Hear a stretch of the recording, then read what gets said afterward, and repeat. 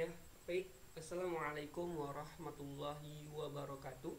Eh, Terima kasih kepada Bapak dosen pengampu untuk kesempatannya kepada saya ya, untuk mempresentasikan hasil critical book report saya. Di mana di sini saya ya mengkritisi dua buku, di mana dua buku ini berkaitan tentang pengembangan wilayah ya, atau pembangunan wilayah.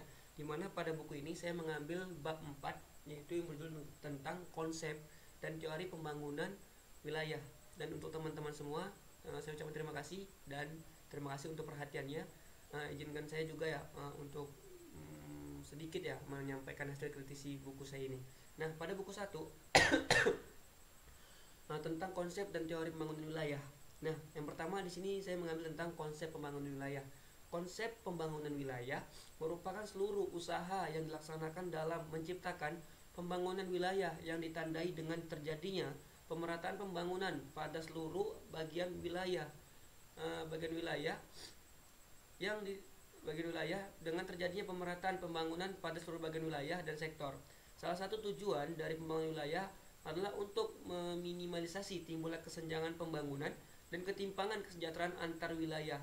Nah, selain itu, dalam konteks pembangunan wilayah Indonesia sebagai salah satu negara yang memiliki wilayah keempat terluas di dunia setelah Cina, India, dan Amerika Serikat, bahkan merupakan negara kepulauan terbesar di atas bumi, dihadapkan dengan tantangan yang sama sekali tidak ringan, khususnya terkait dengan upaya pemerataan pembangunan.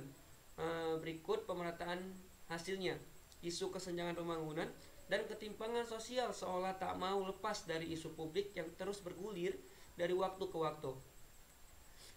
Untuk itu, untuk itu, konsep pembangunan wilayah diharapkan dapat menjadi solusi dalam menyiasati persoalan krusial tersebut melalui optimalisasi sumber daya yang tersedia di berbagai pelosok bumi Nusantara ini.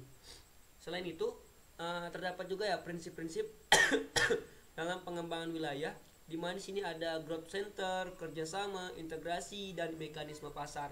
Nah, untuk growth center merupakan pembangunan wilayah tidak hanya bersifat internal wilayah, tetapi harus diperhatikan pula pengaruh pertumbuhan atau spread effect yang timbul terhadap wilayah sekitarnya bahkan secara nasional. Sementara yang kedua yaitu kerjasama. Kerjasama pembangunan wilayah memerlukan upaya kerjasama antar daerah dan hal itu menjadi persyaratan utama bagi keberhasilan pembangunan wilayah. Yang ketiga adalah integrasi. Pola pembangunan wilayah bersifat integrasi yang merupakan integrasi dari daerah-daerah yang mencakup dalam wilayah melalui pendekatan kesetaraan. Dan yang keempat adalah mekanisme pasar. Dalam pembangunan wilayah, mekanisme pasar merupakan pula prasyarat bagi perencanaan pengembangan suatu kawasan. Nah, selain itu terdapat juga ya beberapa teori dalam buku ini yang saya dapatkan, yaitu secara garis besar teori pembangunan wilayah dibagi atas 4, yaitu teori local property, dan yang kedua sustainable production activity, dan yang ketiga itu responsible dan good, dan yang berikutnya adalah people prosperity. Nah, selain itu juga ada beberapa teori di dalamnya, itu pertama adalah teori inter dan intra wilayah yang saya panggil Mirdal. Yang kedua yaitu teori trickle down effect Hirschman.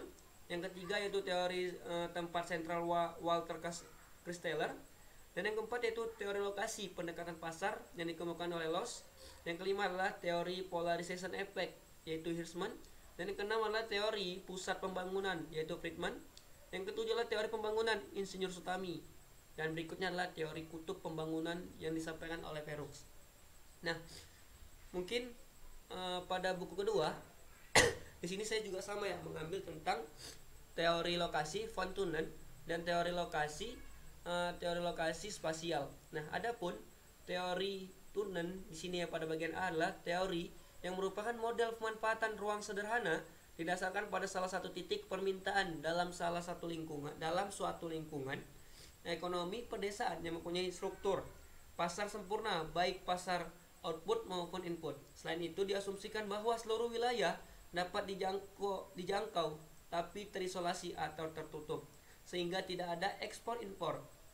Berdasarkan asumsi tersebut, maka lokasi tanah akan mengikuti pola kawasan komoditi berbentuk lingkaran dengan kota sebagai pusatnya sekaligus tempat permukiman.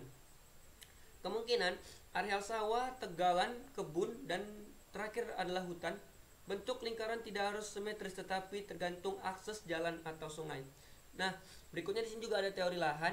Sini juga termasuk ke dalam teori von Thunen.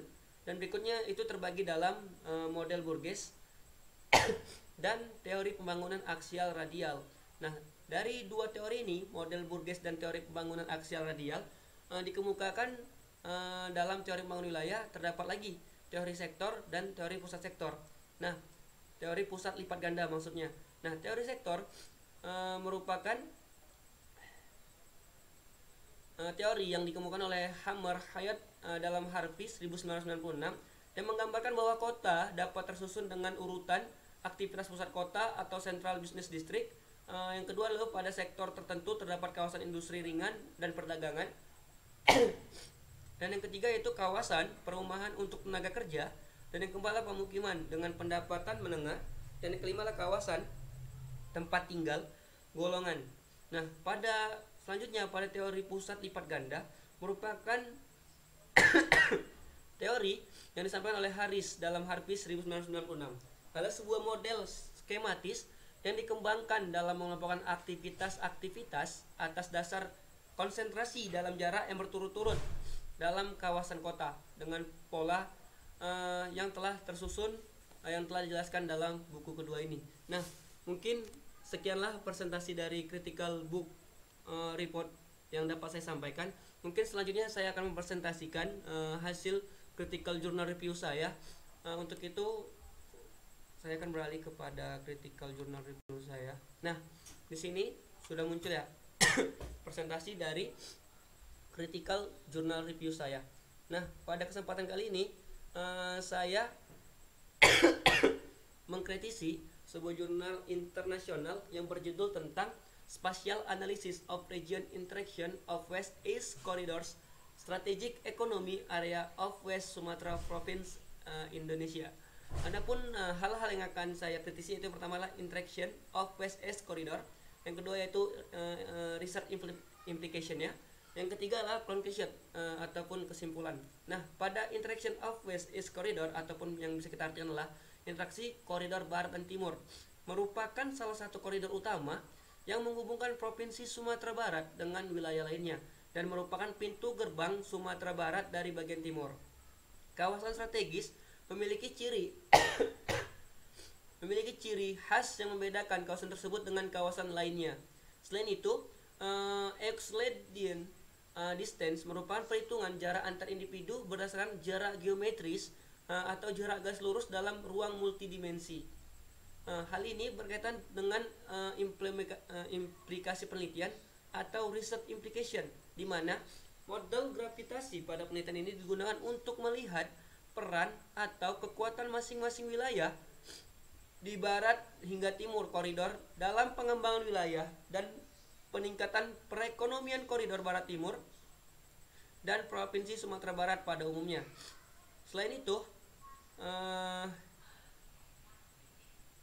dalam model gravitasi, luas adalah massa, sehingga hubungan antara situs sama dengan massa suatu daerah mempunyai daya tarik, sehingga terjadi saling pengaruh antar daerah yang merupakan daya tarik menarik antar daerah. Model ini mengikuti hukum gravitasi Newton yang diterapkan dan dikembangkan dalam interaksi sosial ekonomi, di mana terdapat hubungan paralel antara migrasi komunitas. Nah, dari research implication tersebut dapat kita simpulkan dari jurnal ini bahwasannya penelitian ini mencoba mengidentifikasi kekuatan interaksi atau hubungan wilayah antar pemerintah pusat dengan 64 kabupaten lainnya di sepanjang koridor barat timur. Variabel yang digunakan dalam penelitian ini adalah jumlah penduduk, kelengkapan infrastruktur, tingkat kriminalitas, dan nilai investasi. Kuatnya hubungan wilayah dan tingkat perkembangan wilayah dipengaruhi oleh kedekatan wilayah dengan pusat wilayahnya. Sebaliknya, kemungkinan dipengaruhi oleh kebijakan pemerintah, kelengkapan infrastruktur, tingkat keamanan, dan ketersediaan teknologi pendukung. Temuan studi ini menjadi dasar bagi pemerintah daerah untuk menemukan kutub pertumbuhan baru. adanya kutub pertumbuhan baru bertindak sebagai pusat layanan untuk sekitarnya. Selain itu, kutub pertumbuhan baru dapat mengurangi ketimpangan wilayah, serta penelitian ini memiliki keterbatasan. Salah satunya adalah perhitungan yang digunakan dalam penelitian ini menggunakan perhitungan jarak dan menggunakan Euclidean distance sebagai jarak garis lurus antar pusat regional. Perhitungan jarak pada penelitian ini tidak menggunakan jarak berdasarkan waktu tempuh dan jarak tempuh. Nah, mungkin itulah sedikit hasil yang dapat saya sampaikan mengenai critical book review saya yang pertama, dan yang ini adalah critical journal review. Nah, apabila ada kesalahan dalam penyampaian presentasi mengenai critical book review dan critical journal review ini, kepada dosen pengampu saya minta maaf dan saya ucapkan terima kasih atas kesempatannya yang telah mengizinkan saya untuk mempresentasikan hasil dari pekerjaan saya ini, yaitu critical book review dan critical journal review. Dan kepada teman-teman saya ucapkan terima kasih atas perhatiannya. Saya akhiri, wabillahi taufiq walhidayah. Assalamualaikum warahmatullahi wabarakatuh.